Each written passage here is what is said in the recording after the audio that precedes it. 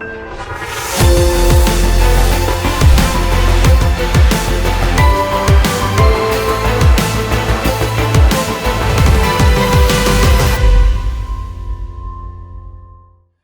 invitado de hoy es Dr. Chan Piccolo, nacionalidad paraguayo, que vivía muchos años en Argentina, de profesión neurocirujano y mi socio aquí en el emprendimiento inmobiliario Atrium. Hola, Chan.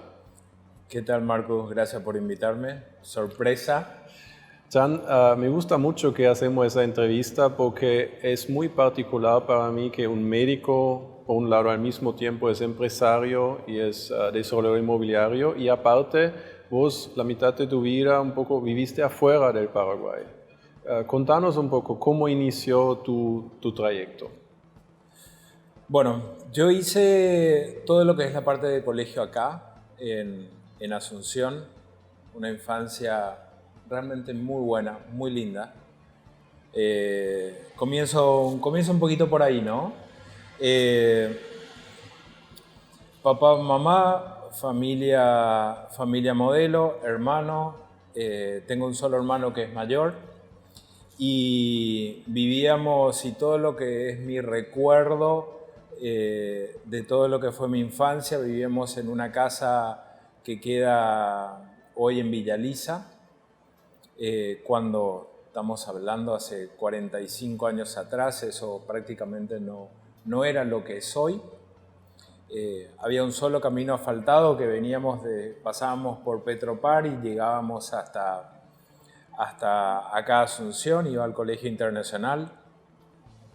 Pero era como vivir en el campo con las comodidades de una ciudad. Tenía absolutamente todo y mucho más de lo que cualquier otra persona podría llegar a necesitar.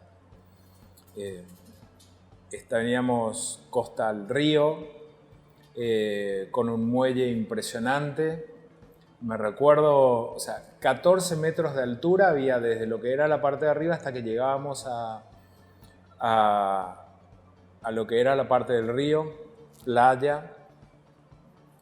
Enfrente del río, 2 arroyos que cruzaban a ambos extremos, una naciente a metros de la casa, algo realmente espeluznante, de poder salir del colegio, venir, pescar enfrente de tu casa, algo muy, muy lindo.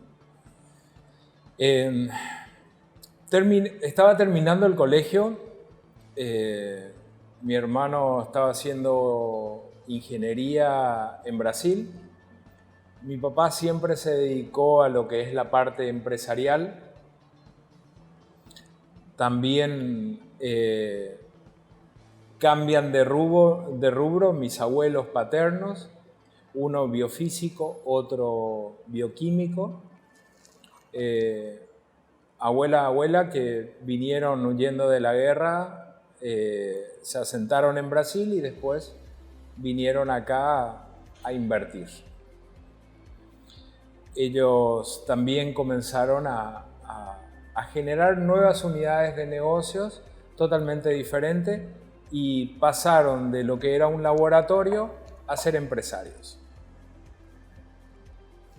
De alguna manera, creo que volví a replicar esa historia de vida de lo que hicieron mis abuelos.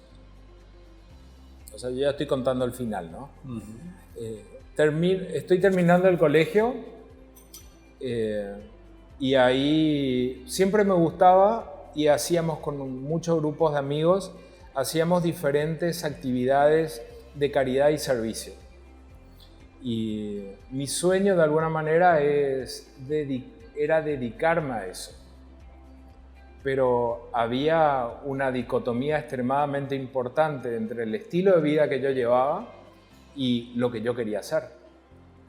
Entonces, cuando le digo a mi papá papá, quiero ser un misionero, pero no necesariamente un misionero que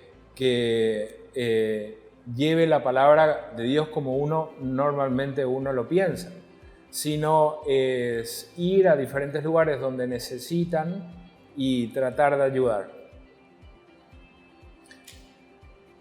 Se quedó sorprendido cuando le dije eso y lo que me dijo es: Jan,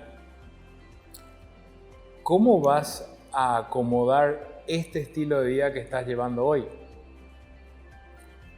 O sea, si yo no salía 5 veces por semana, estaba triste, mamá. Era farra permanente.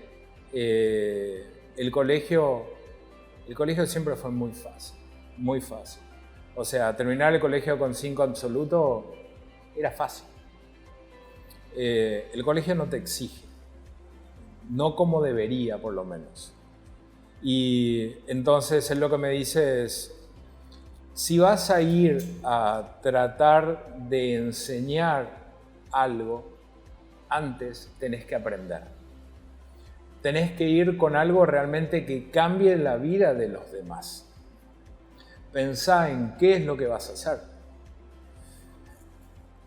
Hace 30 años atrás no había muchas opciones de carrera. Hoy los chicos tienen muchísimas opciones de carrera.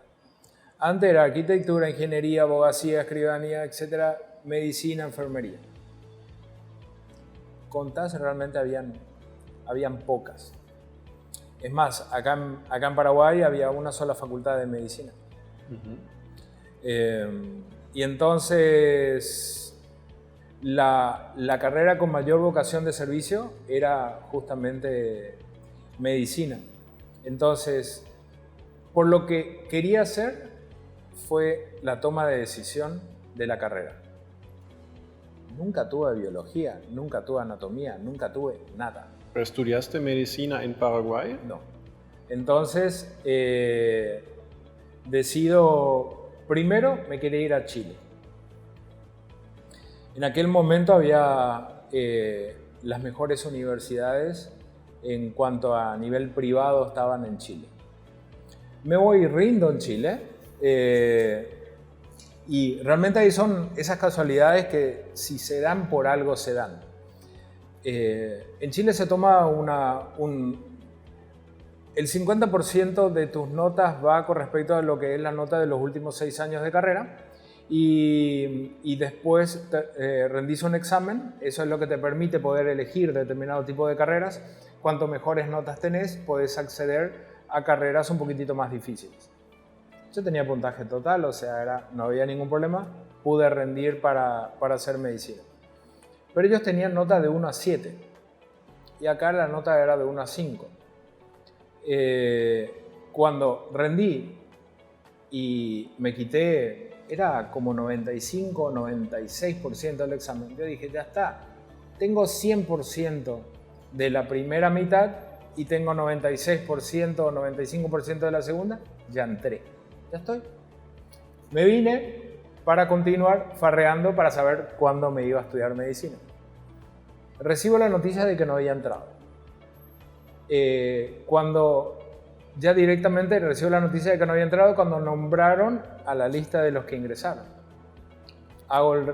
Hago la pregunta del por qué. Habían tomado mis notas, el 5, mi máxima nota, lo habían tomado con un rango de 1 a 7. Por eso no había entrado. O sea, fue un error de ellos. Y me dijeron, bueno, disculpe, etcétera. Si alguien desiste, usted entra. No podía esperar eso.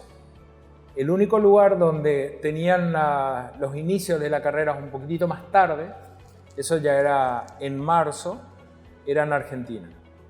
Entonces cambié el rumbo y me fui a Buenos Aires. Comencé la carrera allá y terminé la carrera allá. Contento. Tuve mucha suerte en elecciones de las cátedras, de los profesores. ¿Cuántos años se estudia medicina en Argentina? ¿6 años? O... Allá tenés 1 año que es el ciclo básico común, que es nivelador, y posteriormente los 6 años de carrera. Okay. O sea, serían 7 años. Uh-huh. Ahí comenzás la especialidad.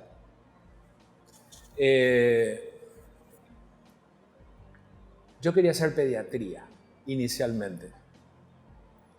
Y uno rinde para hacer residencias en diferentes hospitales. Y yo rendí en 90% de los hospitales, rendí para pediatría. Y en uno que no había pediatría, pero todos mis compañeros iban a rendir, me dijeron, vení, vamos a seguir practicando, porque eso era un tema de competencia, a ver quién entraba. Pero no, como no había pediatría, había clínica médica, rendí clínica médica en ese lugar. Entré en el lugar que yo quería de pediatría. Era realmente uno de los hospitales estatales mejores para entrar. Entro en ese lugar y una de las primeras, del primer fogoneo, como le dicen, es comencé la residencia en lo que es el pabellón oncológico, chicos con cáncer, y realmente no pude soportar el sufrimiento de los chicos. Me di cuenta que fue espectacular la carrera, fue espectacular pediatría. Termino la cursada con 10, etc. Pero en ese momento ahí me di cuenta que había algo que me impedía. No iba a poder desarrollarme adecuadamente. Y me llaman de que había entrado también en ese lugar que había rendido para clínica médica. Clínica médica, adultos. Dije, bueno, voy a hacer clínica médica. Comienzo la primera residencia, clínica médica, me encantó. Me encantó el lugar. Dio la coincidencia de que muchos de las personas donde yo había hecho determinado tipo de internados rotatorios durante la carrera eran jefes que estaban en ese lugar. Lo que fue la residencia de clínica médica, me encantó el grupo, espectacular. Pero lo que me doy cuenta haciendo clínica médica es que de alguna manera los pacientes ingresaban a la sala no adecuadamente recepcionados por la parte de emergencia, por la parte de guardia, no adecuadamente reanimados. Punto A. Punto B. En algún momento yo perdía el control del paciente cuando ese paciente se tornaba más grave y lo tenía que pasar a terapia intensiva. Y ahí entra un poquitito el ego, ¿no? O sea, ¿cómo yo voy a tener que delegar el paciente a alguien que sabe más y puede más que yo?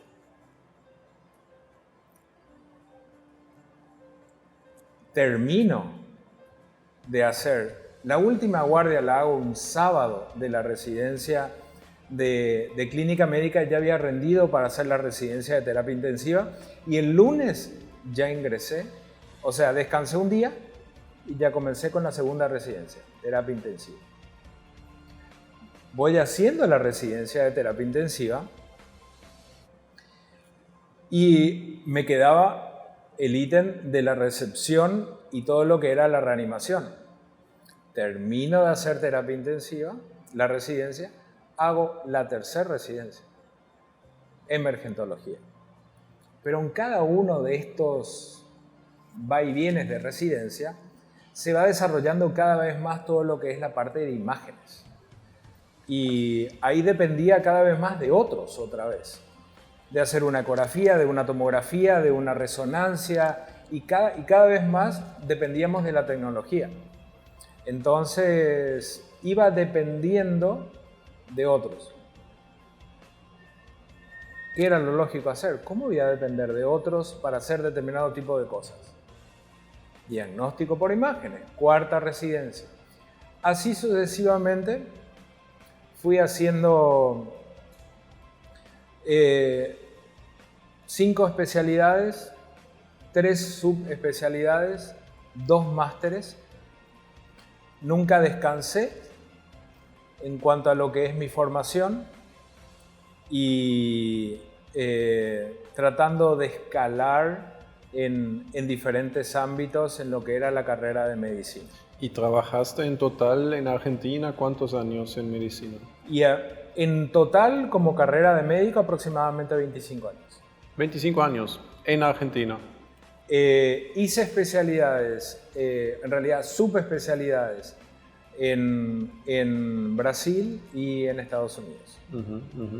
O sea, por ejemplo, todo lo que es la medicina hiperbárica, hipovárica, en Argentina y en Brasil, y todo lo que es la parte de HEMS y rescate aeromédico con los militares en Argentina, con la policía en Brasil y con lo que es la parte mixta militar y privada en Estados Unidos. ¿En qué año regresaste a Paraguay? ¿En qué año y por qué regreso? Dos preguntas, una cosa tiene que ver con la otra, Marcos. Si te estoy hablando que durante muchísimo tiempo y llegué a estar a cargo de... En algún momento llegué a estar a cargo de una sala de emergencias, de 2 terapias intensivas, de todo lo que era una parte de reanimación cardiopulmonar, de resucitación post-trasplante, etc. Y estaba como jefe de cada una de estas áreas en muchísimos momentos. Como jefe tenía que dar las malas noticias.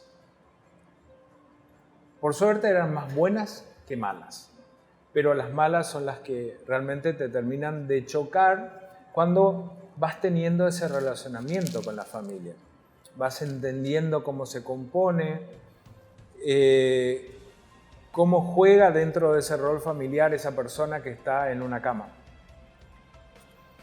Y en muchos momentos tenía que llamar por teléfono y hablar con una persona que estaba a cientos o miles de kilómetros para darle una mala noticia. Mi papá y mi mamá viviendo acá en Paraguay,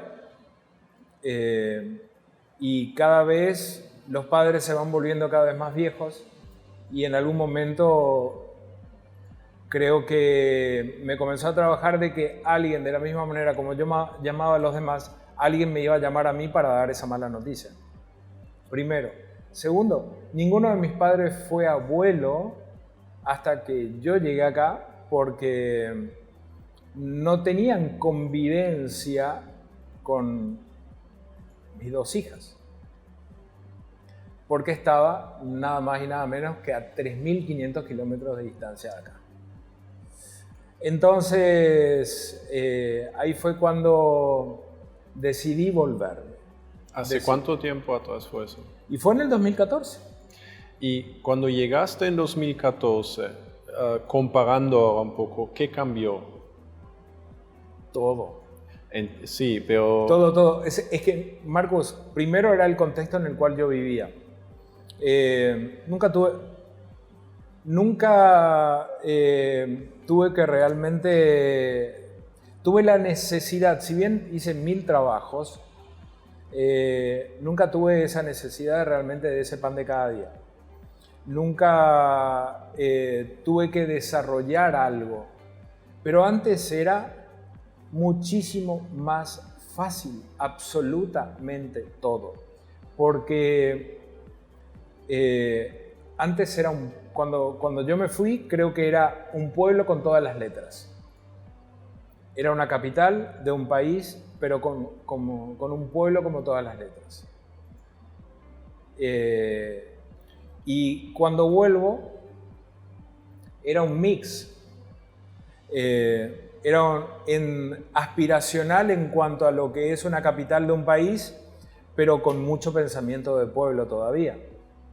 Mi hermano se vuelve, después de haber marco ese punto y te digo que es algo que conversamos con mi hermano, o sea, después de haber vivido mi hermano en más de 8 o 10 países en el mundo, cuando vuelve acá, él lo que me dice es, Jan, cuando yo volví acá, en el 2015, si no me equivoco, él volvió, me decía, en Paraguay y en Asunción había siesta. El país paraba durante 3 horas. ¿En 2015 todavía? ¿Sí? No, 2015 no, 2005. 2005, perdón, ¿verdad? Ajá, 2005, ajá. perdón. Ok, 2005. sí. En el 2005 había siesta. Los bancos se cerraban, ¿verdad?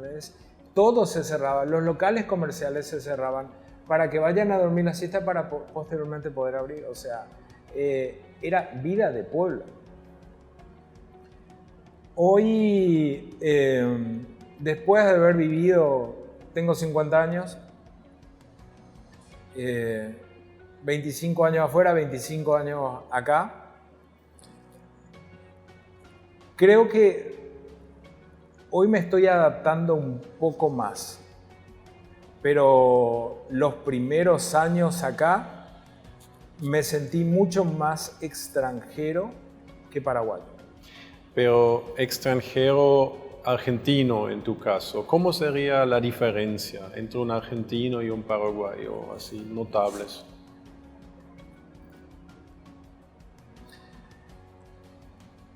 Es totalmente diferente el argentino de capital que el argentino del interior. El argentino del interior se parece más a nosotros, se parece más al paraguayo. El argentino de capital tiene una vida totalmente diferente, una vida mucho más agitada, es mucho más agresivo, es una vida comparable a grandes capitales. Entonces, es diferente, es totalmente diferente. Es como querer comparar a un neoyorquino a uno que vive en San Paulo con alguien que vive en Asunción. Es otro el touch que tiene cada uno de ellos. Y en el rubro médico, cuando volviste, me imagino, ahí miraste por interés propio enseguida qué tal es eso en Paraguay. ¿Qué encontraste ahí? Cuando apenas llegué acá, una de las cosas que quería hacer era replicar una de las tantas cosas que yo había hecho en todo lo que era la Patagonia Argentina. La Patagonia Argentina, parte de lo que había hecho era todo lo que es el desarrollo del traslado aeromédico. Y Paraguay se presta espectacularmente como para esto. En el sentido de que hay 3 ciudades principales que se llevan prácticamente el 70% de la población. Asunción, Ciudad del Este y Encarnación. Línea recta de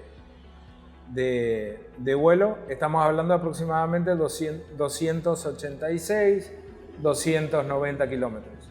Perfecto. Distancia que llega absolutamente a cada uno de los puntos. Y de esa manera se podía hacer un desarrollo de todo lo que era la parte de rescate y traslado aeromédico para acá. Esa era mi idea. Vine con ese objetivo y más todavía teniendo en cuenta que mi hermano estaba dentro del rubro aeronáutico. Entonces yo aportaba todo lo que era la parte médica y el conocimiento, y por otro lado él aportaba todo lo que era la parte de infraestructura y conocimiento aeronáutico. Creo que era la conjunción perfecta. ¿Cuál es la pequeña, gran dificultad con la cual no conté? No conté que acá hay una sola obra social, que es el IPS. Y el resto son 100% prepagas. Prepagas básicamente lo que vos haces es, bajo un contrato, vos lo que haces es prepagas una determinada cantidad de camas, cantidad de días camas en sala general, determinado tipo de cirugías que te puedan cubrir, determinada cantidad de días cama, en terapia intensiva, hasta esto te voy a cubrir. Un seguro médico privado. Es que ahí la diferencia es seguro médico y prepaga. La prepaga, vos lo que haces es como cuando te vas a un restaurante y vos sabés perfectamente qué es lo que tiene el menú ejecutivo. Eso es lo que te incluye, las opciones de ese menú ejecutivo. Eso es una prepaga. Ahora, si vos te vas a un restaurante all inclusive, vos vas a pedir todo lo que vos quieras y realmente puedas comer y necesites comer. Entonces, acá básicamente es ese menú ejecutivo que te cubrió y todo lo que esté por fuera lo tenés que pagar vos. Entonces, ¿cuál sería la necesidad de las prepagas de contratarme? No, pero si hay urgencias o emergencias y requiere velocidad o algo así. Lo tiene que contratar el privado.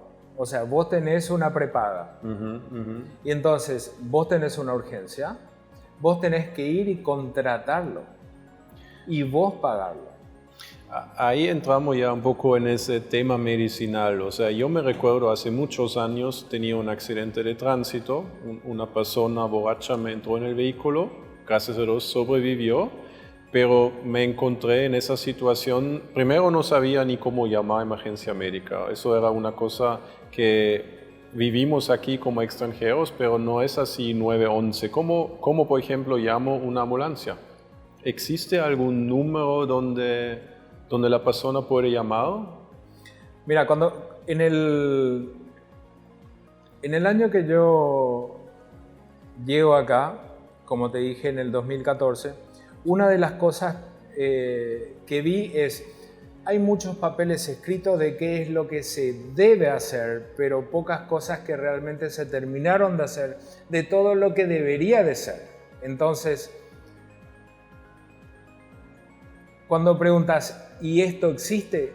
Y la respuesta es, estamos trabajando en eso. ¿No existe un número tipo 911? No hay un 911. ¿Es 911 o qué hay que llamar? 911. 911 sí. Y debería contestar a alguien y responder. Debería de contestar a alguien, pero no hay un sistema de emergencia integrado total, el cual tenga absolutamente una interconexión entre todo lo que es el sistema. Por un lado, el sistema público sanitario, por otro lado es que estén integrados los bomberos con sus diferentes jurisdicciones, que estén integrados los militares y la policía. O sea, está escrito como debe ser, teóricamente existe, pero no funciona como debería de ser. Porque yo me recuerdo, tenía suerte, estaban otras personas que llamaban la ambulancia y cuando llegó la ambulancia, como la persona estaba inconsciente, me preguntaban a mí si yo cubro los gastos médicos porque básicamente no lo iban a llevar. Y eso fue algo para mí completamente novedoso. Yo no estaba, obviamente dije que sí y lo llevaban al hospital. Como próximo paso dándome cuenta que en el mismo hospital alguien tenía que ir comprando ciertas cosas para que le tratan al paciente. Y ahí fue donde un poco aprendí que es tanto así o hoy en día también sigue siendo eso así. Si hay un accidente, el primer lugar donde llevan la gran mayoría de las veces, a menos que sea solicitud del paciente o el familiar que esté en ese lugar, se lleva. Estamos hablando de Asunción, lo llevan a emergencias médicas. Sí. En emergencias médicas es un hospital de trauma, lo recepcionan. Sí. Y si la persona tiene algún tipo de cobertura de privado, lo trasladan a ese sitio para evitar descongestionar al sistema público y por otro lado es para que no cargue el sistema público con los gastos de alguien que tiene obra social. Entonces ahí se traslada, por ejemplo, a algún hospital privado o si tiene, por ejemplo, IPS, lo llevan a IPS. Pero la pregunta es, ¿qué pasa cuando tenés una urgencia, cuando el único que pudo haber hecho esa asistencia era una ambulancia privada. Porque llamaron a la primera ambulancia que estaba disponible. Y entonces vino una ambulancia privada. Vos tenés que pagarle a la persona de la ambulancia privada para que te lleve al paciente. En realidad, si no te lo llevan, es abandono de persona y está penado por ley. Deberían de llevarlo de cualquier manera. O sea, el personal sanitario no puede hacer abandono de persona. Entonces, ahí lo deberían de llevar a un sitio donde tenga cobertura y desde ahí va. Pero no... La parte sanitaria pública acá no es todo lo que debería de ser, y la cobertura total no existe. ¿Cómo lo ves en general el sistema médico en Paraguay? ¿Para qué tipo de cosas hay buenos médicos, hay buenos hospitales, y para qué cosas decís mejor hacer fuera del país? Hay muy buenos profesionales existentes acá, pero no hay la suficiente casuística, no hay la suficiente experiencia en determinado tipo de patologías, que sí es posible detenerlo en lugares donde sean más grandes. ¿Pero son los médicos no están preparados o falta la infraestructura del hospital? Las dos cosas. El médico de pueblo no puede tener una experiencia como para poder resolver determinado tipo de patologías o diagnosticar determinado tipo de patologías dentro de sus limitaciones. Nunca vas a encontrar lo que no sabes que estás buscando. Necesitas saber de la existencia de algo para poder encontrar eso. Entonces, hay médicos que tienen determinado tipo de limitaciones en cuanto a su formación, que no pueden ni saben encontrar ese tipo de patologías o hacen malos diagnósticos con respecto a eso. Y por otro lado es también, hay muy pocos hospitales 360 que te brinden absolutamente todos los profesionales de las diferentes especialidades, con las diferentes interconsultas, y no hay un trabajo multidisciplinario como el cual yo estaba acostumbrado a hacer. Falta un hospital, entonces. Faltan hospitales y falta conformación de hospitales que sean 360 y que haya un trabajo multidisciplinario. Cuando estamos hablando de un trabajo multidisciplinario es cuando nosotros somos coordinadores en esta obra. ¿Cuántas veces tuvimos que traer al albañil, al plomero, al pisero, al herrero? Nos juntamos cada uno de ellos para poder ver cuál es la mejor de las soluciones, y cada uno decía el por qué esto y por qué esto no. Nosotros, sin ser arquitectos, actuábamos como coordinadores de diferentes especialidades en el rubro de esta obra, para poder determinar cuál es la mejor de las decisiones a tomar. Pero si tuvieses que tomar vos solo esa decisión sin tener muchos pareceres de especialistas en cada una de esas áreas, es probable que tengas un margen de error mayor. Entonces, eso es el trabajo multidisciplinario, de que cada uno vea de su óptica. Pero el tema está que el cardiólogo muchas veces ve nada más que el corazón, y el neumonólogo nada más que los pulmones, Y el traumatólogo, nada más que las articulaciones. Y el clínico hace una integración parcial, pero alguien tiene que hacer una integración global de ese paciente en todos sus aspectos. Eso es un trabajo multidisciplinario y a mi entender es pobre acá, es pobre. Y si uno tiene un accidente, como sabes, hace poco sobreviví a un accidente aéreo y me sorprendió mucho que básicamente llegando al hospital, o sea, prácticamente ni te reciben, sino alguien viene con dinero antes. Y me parecía éticamente muy extraño cuando estás en una situación de emergencia, de crisis, que básicamente hasta tenía seguro médico internacional, igual en esa situación te lo ponen así, espera, vamos a ver, resolver con el seguro antes de empezar, o hay que poner dinero a la mesa. ¿Es tanto así en Paraguay que la medicina es tipo para los ricos que tienen el dinero de pagar y los otros simplemente no se atiende cuando hay una necesidad? ¿No existe un código ético ahí? Es tal cual como decís. Si es que no tenés si es que tenés dinero, tenés una entrada VIP con una puerta mucho mayor, que accedes mucho más rápido a todas las atenciones en los mejores lugares. No tenés dinero, tenés que formar fila.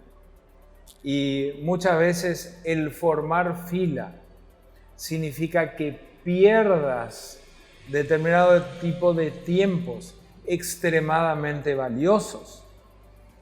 Y en todo lo que es la parte de trauma, vos me llamaste apenas estabas un poquitito consciente, etcétera. Lo que hablamos con el doctor era qué tipo de déficit motor tenías y fundamentalmente es cuál fue el resultado de la tomografía para saber si había compresión o no compresión, si era radicular o medular para saber si decía un shock de corticoides o no.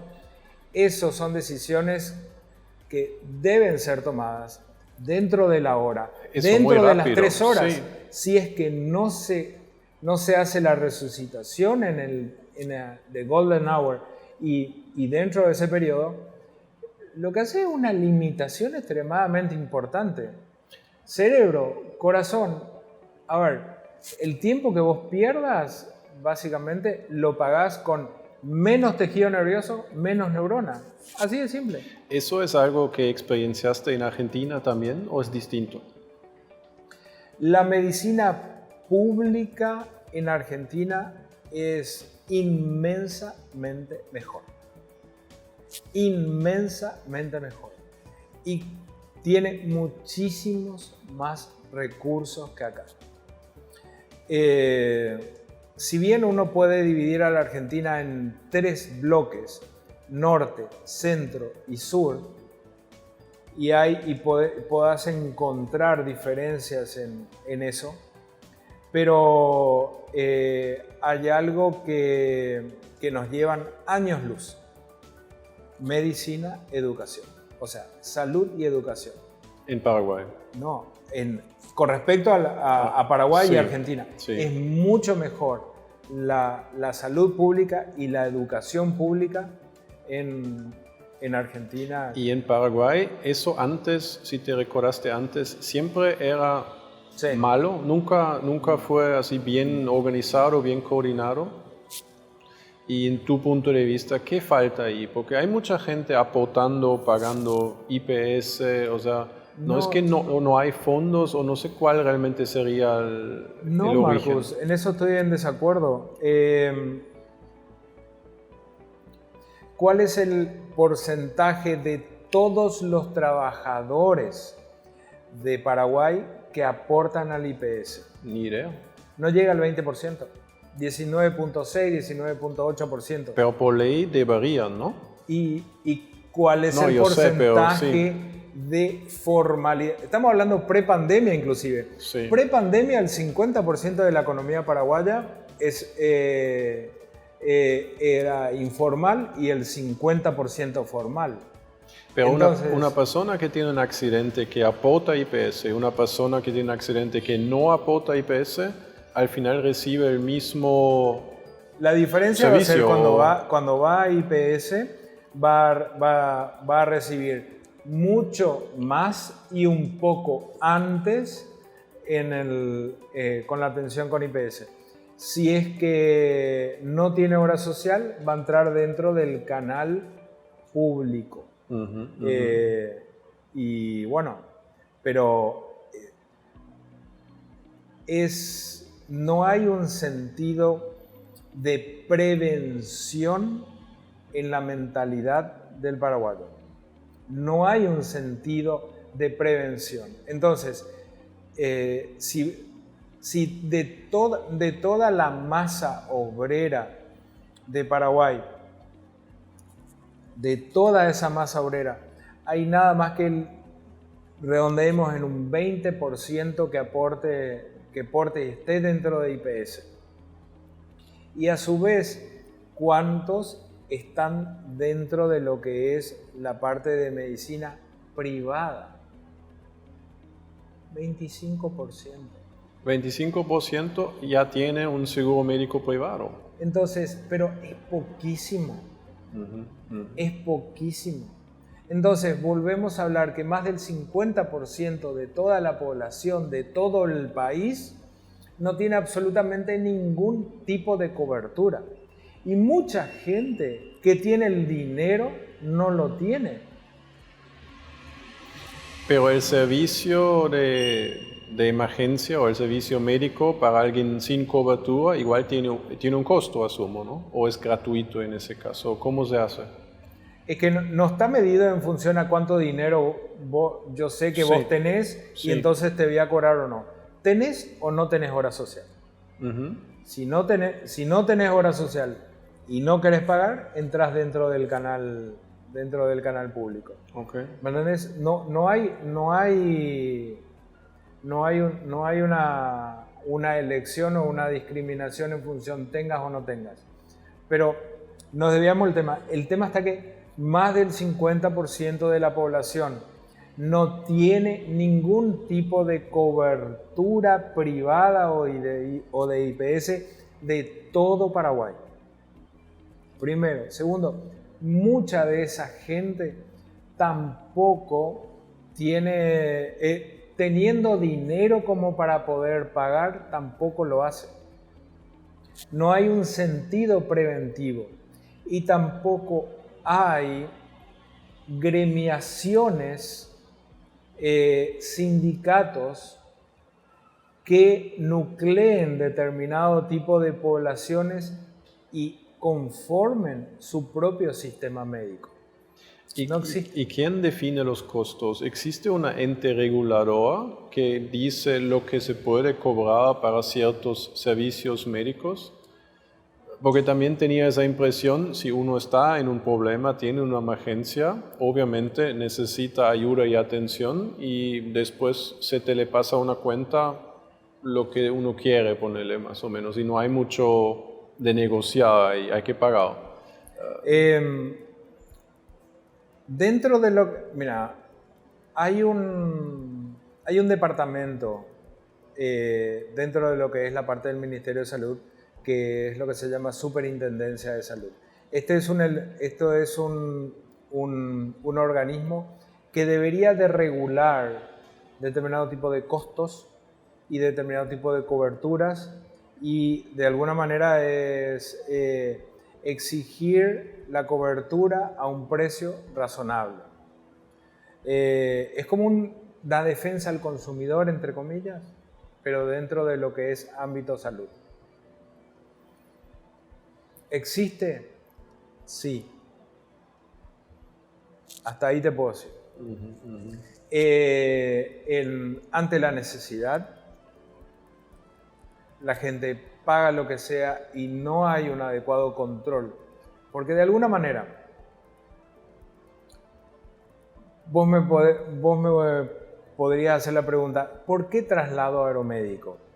¿Qué beneficios le das al paciente? El traslado aeromédico está desarrollado cada vez más. Cada vez más. Su pico de desarrollo fue a partir de la Segunda Guerra Mundial y posteriormente con Vietnam y en cada una de las guerras.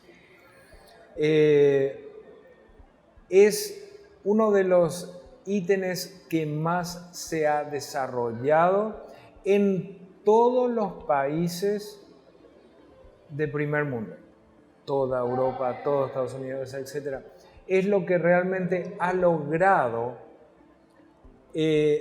hacer una descentralización de todo lo que es el servicio médico y una inteligente utilización de los recursos. O sea, te abarata los costos, primero. Segundo, llega más rápido el paciente, requiere entonces menos tiempo de reanimación en una sala general, más rápido en el caso de que requiera una cirugía, disminuye considerablemente en el caso de riesgo de amputaciones, disminuye la estadía en terapia intensiva, disminuye la utilización entonces de respiradores, disminuye las posibilidades de que tengas infecciones intrahospitalarias y así vamos y vamos y vamos. Son puros beneficios. ¿Pero existe eso en Paraguay? No. Pero, o sea, ustedes tienen una empresa Sí. aeronáutica, Sí. tienen helicópteros, o sea, ¿no existe un número de emergencia médico para helicóptero, por ejemplo? Donde estoy en algún lado del interior, tengo una urgencia y puedo llamar directo para De privado, porque ninguna obra social nos contrata. Perdón, no nos contrata IPS y ninguna prepaga nos contrata. Vos te accidentaste, Marcus. Toco madera. Sí. Otra vez no, por favor. Si alguien tiene algún accidente en algún punto, ninguna de las prepagas, ninguna de las obras sociales dan ese tipo de cobertura. Entonces vos o algún familiar tendrá que llamarme para contratarme en forma privada a mí y yo les voy a cobrar a ustedes. Pero ustedes tienen un número 24 horas de emergencia que está en la página web de Helitáctica. Exacto, pero a lo que voy es, hablamos un poco de las obras sociales y lo que es el acceso, pero eso no lo puede pagar cualquiera. Y se abarata el costo cuanto es volumen. Sí. Entonces, si tengo que hacer uno cada tanto y dar una cobertura a algunos pocos, el costo del producto es extremadamente alto. Pero los seguros médicos internacionales, asumo, cubren eso, ¿no? Los seguros internacionales sí. Para las personas que vienen ahora a Paraguay de afuera, ¿lo recomendarías un seguro médico internacional? Definitivo. ¿Cuál? O sea, ¿son todos iguales? No son todos iguales, hay muchos seguros, hay que ver fundamentalmente de acuerdo a desde dónde salgan. Si vienen de Europa hay muchos seguros internacionales y que tengan cobertura fundamentalmente dependiendo a los que abarquen 3 regiones, Brasil, Paraguay y Argentina, que abarque países limítrofes y hoy la medicina y la complejidad que puede llegar a tener la medicina en Brasil y la medicina argentina es comparable a cualquier lugar del mundo. Entonces, que sea la posibilidad de que pueda ser brindado en cualquiera de estos sitios. Hay varios seguros internacionales y dependiendo de dónde salga. Sale de Alemania uno, si sale de España otro, pero la pregunta es, si algún extranjero viene a Paraguay, ¿es recomendable que venga con un seguro internacional? Sí, así de grande. Y a nivel hospitales, porque yo recuerdo en los últimos 10, 15 años, básicamente tenemos los mismos hospitales que teníamos antes. La población crece, el país se desarrolla bien, pero no hay un proyecto grande de un hospital grande cerca del nuevo puente que cruza Nueva Asunción, que ojalá se lo hace. Pero hay demanda, hay mucho mercado para un bien hospital. La demanda está, el mercado está, pero volvemos al punto anterior. ¿Hay gente que te lo puede pagar? Sí. Pero si no hay conciencia preventiva, ¿por qué te pagaría? ¿Me entendés? Entonces, si debería haber una adecuada conciencia preventiva de cada una de las familias, de cada una de estas personas, de separar algo de dinero para poder pagar ese seguro médico. Yo te puedo asegurar que para no ser tan malo, 5 de cada 100 familias paraguayas separan algo de dinero a partir de los primeros años de vida de un hijo como para poder asegurar un estudio secundario o terciario de calidad. No hay ese common sense de poder hacer esa prevención de gastos. De alguna manera, vos sabés que la tercer causa, y esto ahora muchas de las cosas cambiaron con la pandemia, ¿no? Porque se agregaron un montón de otras causales. Pero vamos a así decir, hasta enero del 2020, la tercera causa de quiebre económico familiar, o sea, una familia completa quiebra económicamente. Por motivos médicos. Por motivos médicos. Por salud. La tercera causa. Es muy, muy grosero si hablamos de este tema. Y a su vez, cuando estamos hablando, es la tercera causa global, pero ya prácticamente llega al 60% de la población sin ningún tipo de cobertura. Entonces, ¿en qué cabeza entra? Hay cosas que son inentendibles. Y dentro de las diferentes áreas médicos en Paraguay, ¿vos decís en todas las áreas hay buenos médicos o hay algunas áreas donde ves margen de mejora?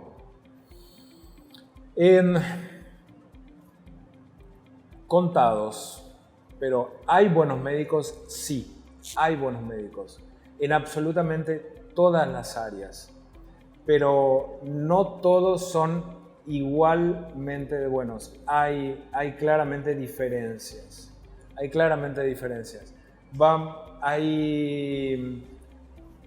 En todo, hoy, toda la semana se estuvo hablando, en realidad hace varios años que se viene hablando, pero en este momento, si leíste algo en los diarios, que el Ministerio de Salud fundamentalmente va a intentar darle una chance a cada una de las universidades para poder llegar a acceder a acreditaciones para que puedan continuar continuando con las clases formativas de los diferentes profesionales de salud. Hay muchas facultades de medicina acá y son muy pocas las buenas. Realmente hay muchas facultades de garage. ¿Y hay hospitales privados en ciudades en el interior o está todo concentrado en Asunción? Hay, pero de baja complejidad. O sea, tenés en Ciudad del Este, tenés en Encarnación, tenés en algunas ciudades de Campo Nuevo, etc. Pero ahora te vuelvo a repetir, siempre creo que es pre-pandemia es una cosa y otra es ahora. Pero el déficit de camas en terapia intensiva pre-pandemia era tan importante y por eso pegó tanto en muchos países. Pero porque no estaban preparados. Pero no era porque el tema está que estaban tan al límite, que era el empujoncito y se cayeron del abismo, ¿me entendés? Entonces, pre-pandemia, el 75% de todas las camas de terapia intensiva de todo el país, en Asunción. 5 kilómetros a la redonda. 5 kilómetros a la redonda, Marco. 75% de las camas de todo el país. hay cosas que cuando uno comienza a trazar se vuelven no lógicas. Y de alguna manera también muchas se van a continuar desarrollando. O sea, pero también dentro de este núcleo otra vez. Entonces, si alguien viene de afuera a Paraguay a vivir aquí, eso es más o menos lo que uno tiene que tener en cuenta. ¿Recomendarías un seguro médico? Recomendaría sí o sí un seguro médico internacional. Recomendaría tener en cuenta ese número internacional de contacto que cuando vaya a cada uno de los lugares lo tenga a mano y saber... ¿Pero en qué número? No, los números de contacto con el 0800 para poder llamar. ¿El ¿no? seguro? Del seguro. Ok. Y por otro lado es saber si en los lugares donde yo me voy, qué tipo de atención exista, ¿no? Porque hay muchos lugares donde son muy pocos. Hablamos del Chaco. Muchísimos extranjeros van al Chaco paraguayo. Sí. El 60% del territorio de lo que es el Paraguay es lo que nosotros llamamos el Chaco paraguayo. En el 60% del territorio del Chaco paraguayo, ¿cuánto porcentaje de camas de terapia intensiva de todo el país están localizadas en el 60% del territorio? 4% de las camas. Bueno, pero hay poca población en ese área. Pero de cualquier sí. manera, pero las distancias son extremadamente largas. ¿Me entendés? Entonces, tampoco. Y los alemanes de todo lo que es la población menonita son los que en ese triángulo han desarrollado. Pero tienen una complejidad que es una complejidad 3. No es la máxima complejidad. Atienden y lo vuelven a derivar para acá. No hay un neurocirujano en el triángulo. No hay en el Chaco. En el Chaco, en el triángulo de Chaco no hay neurocirujano. Entonces falta un hospital ahí. Es que por supuesto que sí. O sea, hay hospitales, pero no hay la suficiente complejidad en esos lugares. Entonces, creo que también necesitas crear determinado tipo de sustento para que posteriormente se vaya desarrollando cada vez más. Primero es la accesibilidad. Ahora se está haciendo como corresponde la Traschaco, ampliando carriles, banquina, etc. Primero es una accesibilidad. Segundo es al menos dos pistas de aterrizaje. Hoy, asfaltada pista de aterrizaje, tenés una sola, Mariscal Estigarribia. Pero entonces, también es ir creando. En el Chaco, universidades, no hay. También es muy pequeño, o sea, un hospital complejidad 4, no hay. Hay un montón de cosas que no hay. Realmente, cuando uno dice no hay, tenés dos cosas que te vienen a la mente. La frustración de que no existe y me tiro a menos, y otros en este momento pueden estar pensando en qué oportunidad. Sí, que invertir en eso. Sí. El tema es cómo te posiciones ante cada una de estas dificultades. ¿Hay posibilidades de inversión y potencial entonces en el área médico en Paraguay? Muchísimos. Hay mucho por hacer. ¿Dódónde comenzarías? ¿O en qué área? ¿Qué harías en el área médico en Paraguay? Pero ya me ¿Alguien que quiere invertir acá? Varias personas me han hecho esa pregunta, pero ahí tengo hecho mi estudio de mercado, sé dónde colocaría diferentes todo, pero bueno. Okay. no me pidan cámara que no, haciendo. Sí, sí. Pero ¿en qué lugares falta? Un hospital o un centro ¿En qué médico. lugares falta? ¿Cómo esto, etcétera? ¿Qué se haría? Sí, definitivo. Falta muchísimo por inventar. O sea, en realidad no es ni siquiera inventar, es posicionarse en los lugares correctos, en los tiempos correctos. Entonces, médicos afuera que vengan a Paraguay y hacen lo que saben hacer y desarrollan su profesión. Muchísimo por hacer. Médicos que quieran venir para acá, no todo lo que brilla es oro tampoco. ¿Se reconoce todo de afuera? O sea, Por un eso. médico de afuera puede acá empezar y trabajar. Por eso iba a decir, no todo lo que brilla es oro. Primero tenés que hacer la convalidación de tu título. ¿Cuánto tiempo demora una convalidación de tu título? Entre 3 a 6 meses. No podés estar entre 3 a 6 meses sin trabajar. Después ahí te convalidan el título y después te dan la posibilidad de que hagas lo que ellos llaman es una pasantía rural, que otra vez dependiendo de la cantidad de años que tengas, si tenés más de 50 años tenés que hacer 3 meses nada más, si es menos de 50 años tenés que hacer 6 meses, en el cual te pagan algo que es aproximadamente la mitad de un salario mínimo, o sea, de eso no vivís. Entonces prácticamente un año que tenés que pagar tu derecho de piso. Okay. ¿Tá? Y después tienen que reconocer cada una de las sociedades tu especialidad. O sea, es un tiempo para poder llegar a ser igual al resto.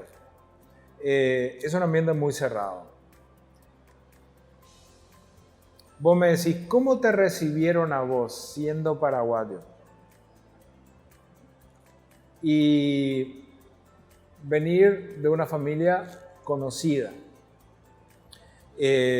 volviendo a tu país y teniendo una formación profesional,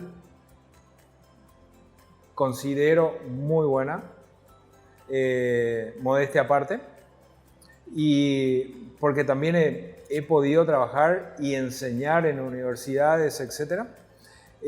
A mí me costó muchísimo que me convaliden determinado tipo de cosas, muchísimo. Pero una vez que lo logré, ya está, ese es ese primer gran escollo. Pero acá son dos cosas, por un lado son médicos y por otro lado son inversionistas. Entonces, la adecuada inversión en infraestructura, en todo lo que es la parte de medicina, en diferentes ciudades que están faltando, utilización de la mano de obra local, con formación de gente de afuera, con una adecuada estructuración, informatización absolutamente de toda la estructura, si haces bien, te va a ir bien. Va a ser un buen negocio y algo que contribuye al país. 100%. Y va a contribuir al desarrollo regional de donde hagas. Donde pongas esto, va a desarrollarse en forma paralela. Gracias, Chan, por darnos tu perspectiva sobre el sistema médico. Gracias.